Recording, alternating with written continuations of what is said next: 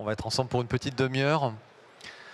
Et on va aborder la partie jumeaux numériques et le lien avec la maintenance 5.0. Ce sera l'occasion aussi de vous partager un certain nombre de contextes et de retours d'expérience. Donc voilà, on va vous donner quelques informations générales et puis on vous donnera à la fois quelques retours d'expérience et puis une vision aussi de l'avenir. Et bien c'est tout bon. On me fait signe que c'est OK. On commence à l'heure. Donc je suis Laurent Trussello, j'ai en charge le marketing produit et l'innovation pour l'éditeur Carl Berger-Levrault. Et puis je suis accompagné de Clément Collin aujourd'hui, expert en 3D et en données géospatiales, membre du groupe Berger-Levrault Carl. Alors, on va vous donner quelques informations de contexte, simplement pour se mettre en situation autour du BIM, du SIM et puis le lien qu'il peut y avoir entre la GMAO et la GEM. On présentera les différentes solutions aujourd'hui qu'on propose à intégrer pour permettre une continuité numérique entre la construction et l'exploitation maintenance. Et puis la part importante de cette présentation sera un focus sur des retours d'expérience et puis quelques visions ou quelques éléments de recherche sur lesquels on porte attention, notamment pour la partie exploitation des maquettes numériques à destination des acteurs de terrain de la maintenance, notamment. Et puis je vous donnerai quelques informations sur Carl, si vous ne nous connaissez pas. Et puis on terminera par les échanges, s'il nous reste quelques instants pour le faire. Alors j'enchaîne, parce qu'on a pas mal de choses à vous partager, ou quelques vidéos aussi à vous présenter.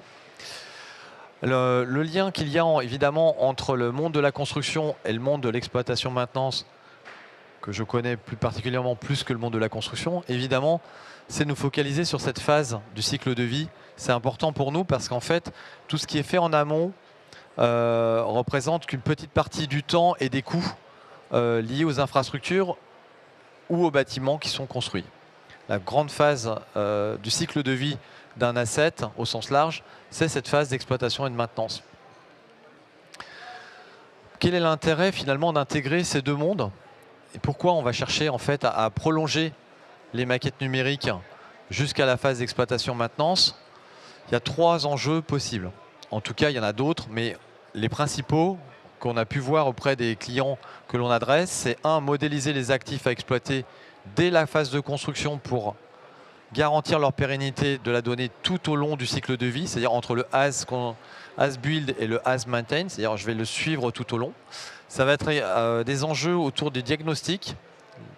Donc les réseaux sont souvent des éléments qui sont assez difficiles à suivre ou à gérer pour les équipes techniques. Et cette notion de jumeaux numériques, elle peut aider et contribuer à aider au diagnostic. Si on vient en plus lui coupler des données temps réel ou des données d'historique de maintenance, évidemment, on a un corpus d'informations extrêmement riche. Et puis, il y a justement cette fameuse approche des jumeaux numériques à différentes strates, data, graphique, temps réel, qui vont être assemblés pour pouvoir apporter une meilleure compréhension digitale des équipements dont on a la charge, bâtiments, infrastructures, équipements techniques.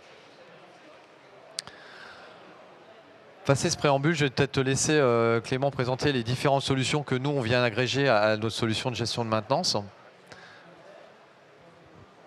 Merci Laurent. Donc, je vais vous présenter la solution Carl Maps BIM. Donc, c'est simplement notre viewer 3D qui nous permet de visualiser nos maquettes BIM. Mais ce n'est pas que de la visualisation de maquettes BIM, c'est aussi un outil pour analyser, pour comprendre votre patrimoine.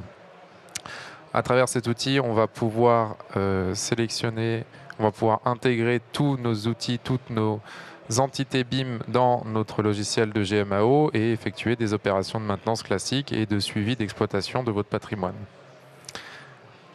Concrètement, ce viewer il repose sur 4 piliers. Le premier étant le jumeau numérique. On va utiliser une copie conforme de vos patrimoines pour pouvoir effectuer nos opérations de maintenance. Ça se fait grâce à l'intégration dans la GMAO. On a aussi une approche Open BIM, donc on va essayer d'utiliser un maximum de formats ouverts et d'outils ouverts. Donc notamment, on peut citer le format IFC que vous connaissez bien, mais aussi un ensemble d'outils comme par exemple iTones, qui est développé par l'IGN, qui nous permet de faire la visualisation 3D de nos bâtiments. Et enfin, on a une approche recherche et innovation au sein de ce viewer, dont je fais partie, puisqu'on va essayer d'apporter des méthodes innovantes pour pouvoir aller toujours plus loin dans l'exploitation de vos maquettes BIM. Concrètement, nous avons 2 usages pour vos maquettes BIM dans CarlSource. Le premier, c'est l'import de toutes les données des objets de la maquette BIM dans CarlSource, dans la base de données CarlSource, pour pouvoir faire le suivi de maintenance de vos maquettes BIM. De l'autre côté, on a aussi la visualisation 3D de vos maquettes BIM grâce à un outil qui s'appelle PIP 3D Tilers, qui est aussi ouvert vers un format 3D Tiles, et on visualise nos maquettes grâce à iTones, qui est aussi un outil ouvert. Évidemment, le viewer est en interconnexion avec CarlSource et on va pouvoir, depuis notre viewer, effectuer nos opérations de maintenance classiques. Ça va nous apporter une nouvelle vision de notre parc d'équipement et ça va nous offrir aussi de nouvelles méthodes d'interaction avec nos données d'équipement. Je vais vous faire passer une petite vidéo qui présente le viewer intégré dans CarlSource, avec des opérations que vous verrez de façon assez classique sur d'autres viewers. Donc, par exemple, on peut sélectionner les couches qu'on retrouve dans nos maquettes BIM. Il faut savoir qu'on peut aussi sélectionner quels sont les objets que l'on va pouvoir importer ou non dans CarlSource, parce que, par exemple, il y a certaines classes d'objets qu'on n'a pas forcément nécessité à retrouver dans notre GMAO. On retrouve d'autres fonctionnalités comme la gestion de position favorite, parce que, on le sait, c'est compliqué aujourd'hui, et on reviendra dessus après, c'est compliqué aujourd'hui d'avoir une manipulation de ces maquettes 3D, parce qu'il y a beaucoup d'objets, parce que c'est assez complexe à utiliser. Et surtout, ce qui nous intéresse ici, c'est ce pont entre la GMAO et le viewer, dans lequel ici on a sélectionné une cassette de clim et on va vouloir effectuer nos opérations de maintenance classiques, comme par exemple créer une demande d'intervention ou créer une intervention directement depuis notre maquette, depuis notre viewer 3D vers notre logiciel. Et c'est valable dans un sens comme dans l'autre. Donc on peut partir depuis un équipement dans notre GMAO vers la visualisation 3D de cet équipement.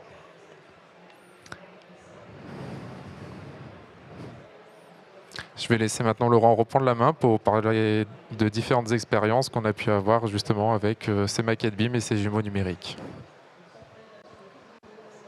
Merci. Donc, ce qui est intéressant aussi maintenant, c'est de parler plutôt des mises en pratique pour vous. Et donc on va commencer par, avant d'aller sur des retours d'expérience, avant d'aller sur ce premier retour d'expérience, c'est intéressant de voir que nous sommes des spécialistes de la gestion des logiciels pour l'exploitation et la maintenance.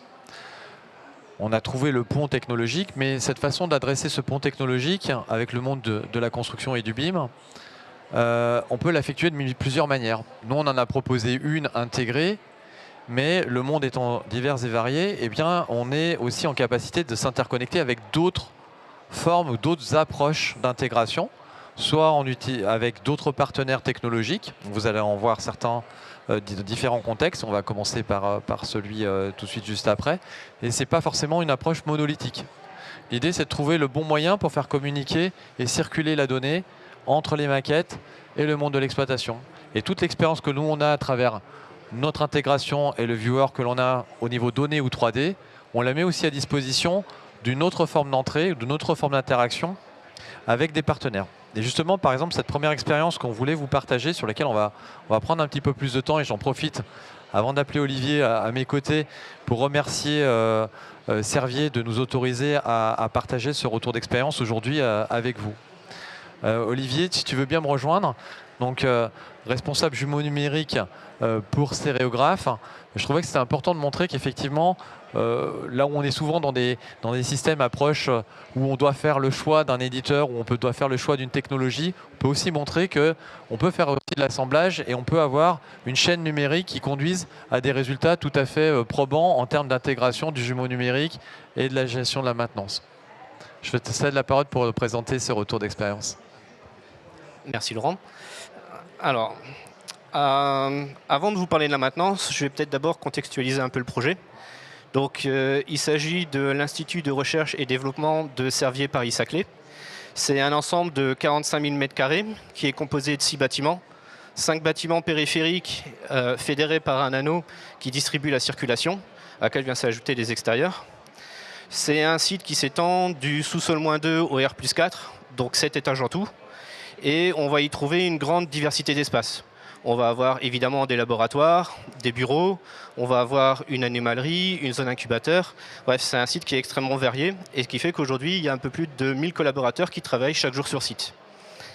La mission de Servier, elle est claire. C'est accélérer l'innovation thérapeutique et proposer aux patients des solutions efficaces dans les meilleurs délais. Et ça, comment ça se traduit pour la maintenance? C'est tout simplement une exigence d'excellence opérationnelle au service du patient. Et c'est ce qui a guidé la mise en place de ce partenariat avec Carl. Donc, la vidéo ne se lance pas? OK. Donc, c'est un projet qui a été initié avec une démarche BIM, qui a été mise en place donc, dès la conception et qui est poursuivie en phase d'exploitation. Et c'est un travail qui a été réalisé avec les équipes de la maintenance de Servier pour venir compléter, améliorer, corriger les données qui étaient présentes dans les maquettes. Et aujourd'hui, on continue d'ajouter des équipements dans le jumeau, dans les maquettes, et on atteint aujourd'hui un nombre qui est un peu plus supérieur à 46 000 équipements.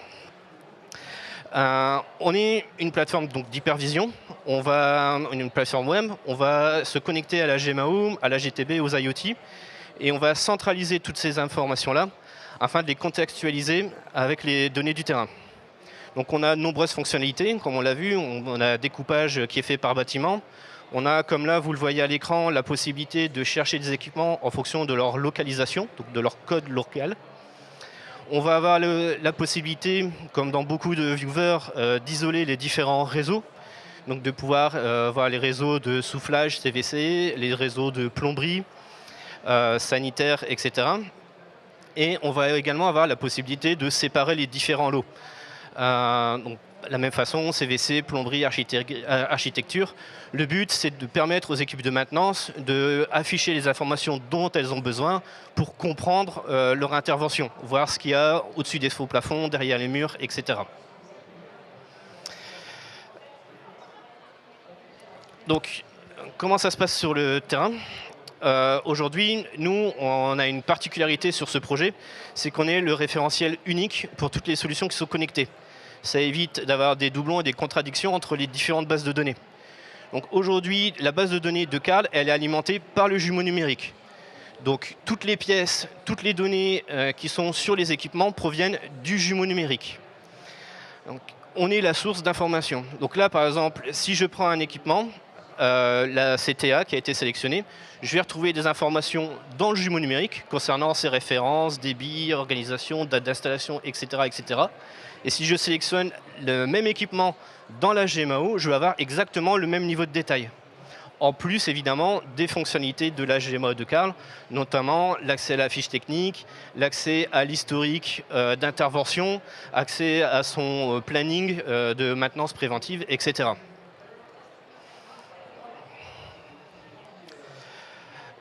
Donc, dans la réalité, comment ça se traduit?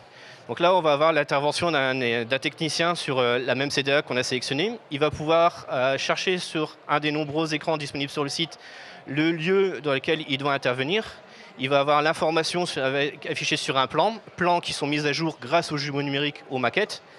Et il va pouvoir ensuite se rendre sur l'équipement lequel il est prévu d'intervenir et venir scanner le QR code pour justifier de son intervention et sur le bon équipement surtout. Voilà. Donc, dans un site où il y a des milliers d'interventions chaque année, pouvoir accéder rapidement à la bonne information, c'est vraiment crucial. Et l'interconnexion entre le jumeau numérique et la GMAO, ça permet justement de détecter et d'accélérer le traitement des incidents. Les techniciens ils disposent d'une vision complète, précise du bâtiment, à jour surtout, et ça améliore la préparation des interventions. Ça limite les déplacements pour aller chercher des interventions dans le local. Ici, ils peuvent consulter les informations directement dans le jumeau et ça facilite la collaboration entre les acteurs. Et surtout, au-delà de la dimension technique, ce qu'on voulait mettre en avant, c'est la collaboration humaine qui mérite d'être mise en lumière sur ce projet. Parce que oui, on a une solution techniquement qui est réellement efficace et avec une synergie entre notre jumeau numérique et Carl, mais c'est surtout l'implication des équipes du projet, aussi bien Carl, Stéréographe que les équipes de Servier. S'il n'y avait pas cette implication, on n'aurait pas un projet aussi abouti et aussi réussi. Donc c'est vraiment un vrai plaisir pour nous de collaborer avec Carl, parce que on est bien aligné sur les attentes et sur notre objectif. Et tout ça pour le client. Voilà, merci beaucoup. Merci Olivier. On peut retrouver aussi les équipes de Stéréographe sur le stand B28, donc n'hésitez pas aussi à aller les rencontrer. Et vous avez aussi un accès au replay si vous voulez avoir d'autres informations sur les usages qui sont faits du jumeau numérique dans le contexte de Servier. Je remercie encore de nous avoir autorisé à présenter ce cas d'usage. Et effectivement, cette continuité numérique, elle est quand même complètement essentielle. Et l'itératif aussi, en quelques minutes, c'est difficile de présenter tous les éléments, mais il y a aussi cette capacité sur un bâtiment hautement technique comme celui que l'on vient de voir, avec une capacité à changer les choses à l'intérieur de ce bâtiment. C'est un bâtiment vivant, ce n'est pas du tout un bâtiment statique. Eh bien, c'est important d'être capable d'avoir cette capacité d'intégration. Comme je l'évoquais, en fait, on a aussi d'autres contextes. Merci Olivier encore une fois. Où sur d'autres contextes, on s'intègre avec d'autres types de systèmes. Ici, pour une banque. Une autre banque, on a un autre partenariat technologique avec Spinalcom sur un jumeau numérique plutôt type infrastructure. C'est une autre forme d'intégration, c'est pour montrer qu'il y a plusieurs façons d'approcher cette vision des choses. Là, c'est plutôt une présentation qui a été faite ce matin par les équipes du SIAP sur la table ronde des jumeaux numériques des infrastructures complexes, où ici, le focus il est moins mis peut-être sur la partie 3D, même s'il y a le lien avec Cintu, mais il est vraiment mis dans la collaboration avec une brique Ocotec au milieu. Et donc, on voit qu'à ce moment-là, la partie maintenance, elle vient comme une brique complémentaire interopérée avec mais que cette synchro de référentiel, elle est hautement importante. Et aujourd'hui, on ne donne pas assez de crédit à la continuité numérique de la donnée. Et je pense que c'est déjà un gain extrêmement fort à mettre en place. Et puis on a d'autres expérimentations, c'est l'occasion aussi de citer des travaux qu'on mène avec le CSTB pour approcher le jumeau numérique, c'est-à-dire la dimension également temps réel sur les installations du CSTB où notre outil est utilisé pour la maintenance des différents bâtiments.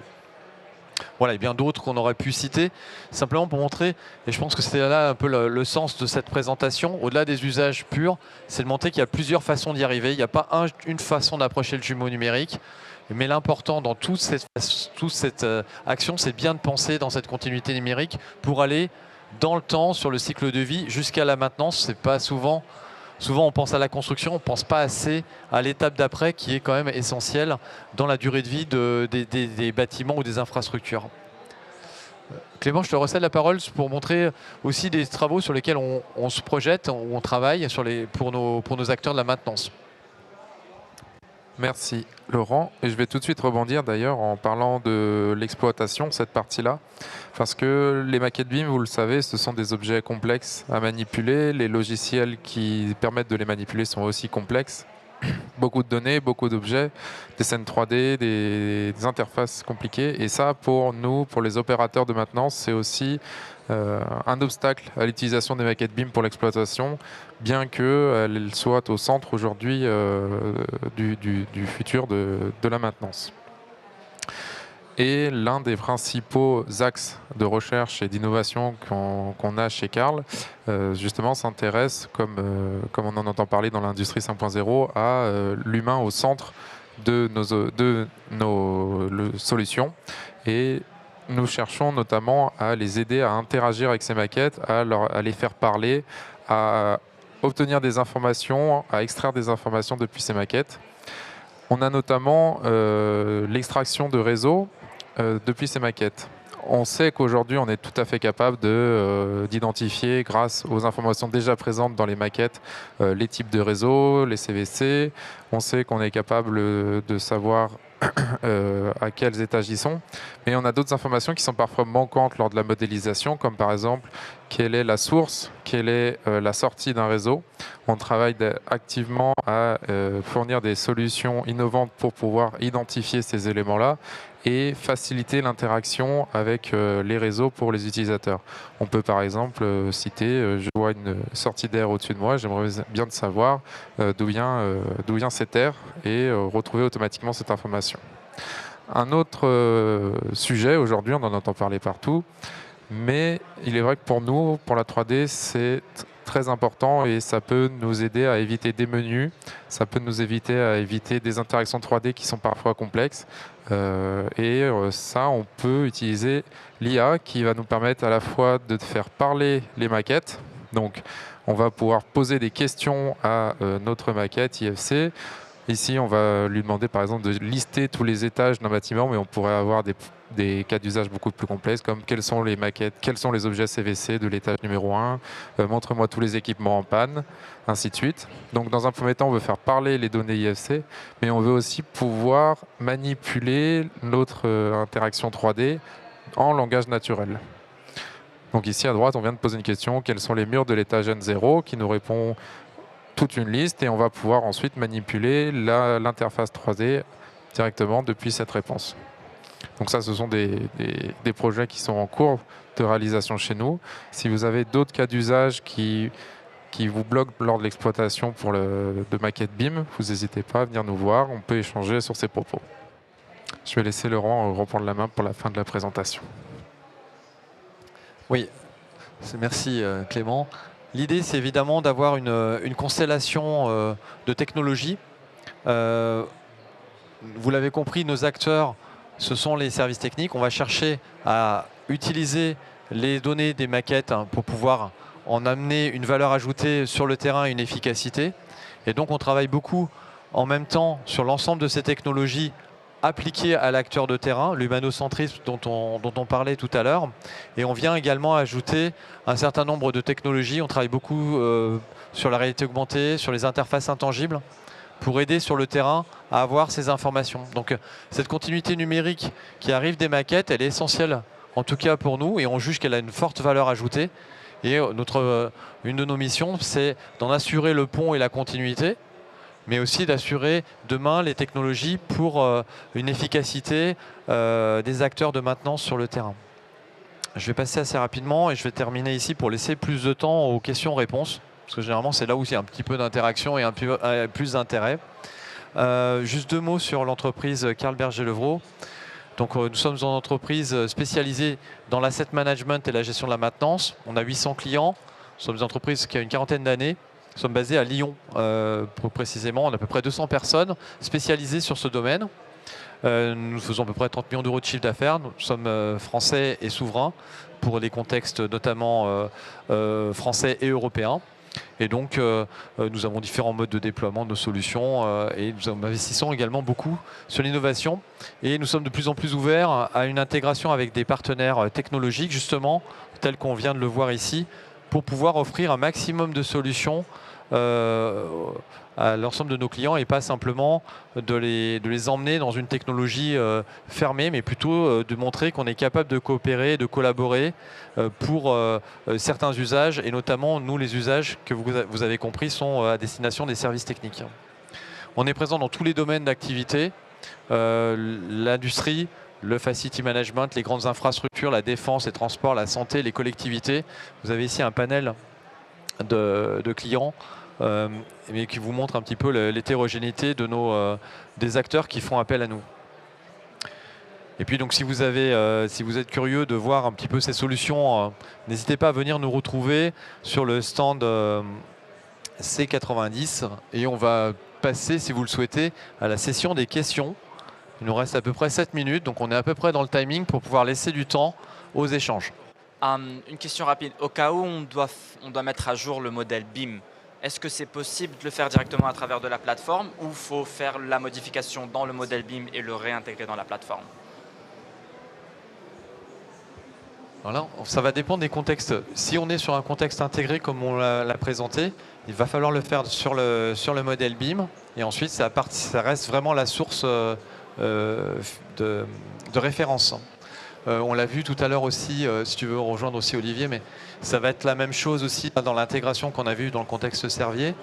La source doit rester la maquette. Parce que si on commence à la synchroniser, je vais me remettre ici, si on commence à désynchroniser la maquette va dire ce qui se rapproche le plus du réel à travers les actes techniques des techniciens, et bien, au bout d'un moment, ça ne voudra plus rien dire en fait. Donc l'idée, c'est vraiment quand même que la maquette soit remise à niveau, et ensuite, c'est elle qui pousse et qui remet à niveau. Et donc là, il y a tout un enjeu autour du process des entreprises, dans les entreprises, pour être capable d'assurer cette continuité d'information et cette remodélisation au niveau des maquettes. Je ne sais pas si Olivier, tu veux toucher 2 mots sur la façon dont ça peut être procédé dans certains cas. Alors pour tout ce qui est géométrie, effectivement, on va rester au niveau des maquettes. Par contre, pour ce qui est des data, on peut faire des corrections dans le jumeau avec ce qu'on appelle dans Theia les patch data, mais elles seront forcément à un moment exportées pour être remises dans les maquettes. Le but, c'est, comme l'a très bien dit Laurent, qu'il y ait une parfaite synchronisation entre l'outil et les maquettes. Ça, il faut vraiment le. Je pense que c'est un des nœuds. Souvent, on se pose la question. C'est quand même pas. C'est un des nœuds qui est peut-être le plus un peu touchy, on va dire. On va dire l'initialisation. Aujourd'hui, ça marche relativement bien. On connaît les protocoles, on connaît les objets. Cette partie-là, elle implique l'utilisateur client. Elle n'est pas que techno. Elle est aussi dans ses process pour s'assurer que. C'est sûr, si on ne demande pas aux techniciens de faire la modification ou de remonter la modification ou d'informer les systèmes, vous ne l'avez jamais la remontée, y compris même du terrain lui-même. Si vous ne prenez pas, dans le cadre de réorganisation du bâtiment, de réaménagement, vous ne vous posez pas la question de refournir les éléments et de les réinjecter, eh bien, au fur et à mesure, vous avez une déviance. Et ça, ce challenge, quand même, il ne faut pas se masquer. Faut pas se masquer, c'est aussi un enjeu. Et c'est aussi une difficulté pour tout le monde. Donc, et c'est pas que la technologie qui va nous sauver malheureusement de ce process. Parce qu'en fait, on fait appel à des acteurs et des métiers qui ne sont pas toujours les mêmes. Moi, j'ai trouvé quand même qu'il y avait des astuces qui sont prises chez certains de nos clients que j'ai trouvé intéressantes. Je peux vous les partager. Je trouvais que c'était parfois intéressant. J'ai vu des services dont la continuité numérique était sous le même chapeau, où il y avait SIG, GMAO, BIM, dans la même entité, dans le même service. Donc ça facilite aussi la coopération. Parce qu'il n'y a pas de silo. Donc ça, ce sont des choses qui peuvent entraîner. S'il n'y a pas une vraie recherche sur l'anticipation de la gestion de la donnée, je pense que Servier, et je vois Rémi là qui acquiesce, mais c'est aussi une organisation. Il y a une vraie volonté, il y a un vrai engagement autour de la donnée. C'est pas oui, juste on va le faire un peu. C'est soit on y va, à moitié ça marche pas non plus. Donc voilà, il y a la techno, elle aide à faire une certaine partie du chemin, mais l'autre partie du chemin, c'est quand même les hommes, ils ont leur rôle à jouer. Enfin, en tout cas, on pense. On espère qu'un jour, il y aura peut-être d'autres choses qui aideront encore plus. Mais aujourd'hui, c'est encore un facteur hyper important. Est-ce qu'il y a d'autres questions ? Sinon, on va terminer dans les temps, ce qui est quand même... on a essayé de passer un maximum de messages ou d'informations. J'espère qu'elles vous auront été utiles. Donc, n'hésitez pas à nous retrouver sur le stand C90 pour plus d'informations ou aussi à retrouver notre partenaire Stéréographe. Bonne fin de salon, bon événement et puis à très bientôt. Merci à vous.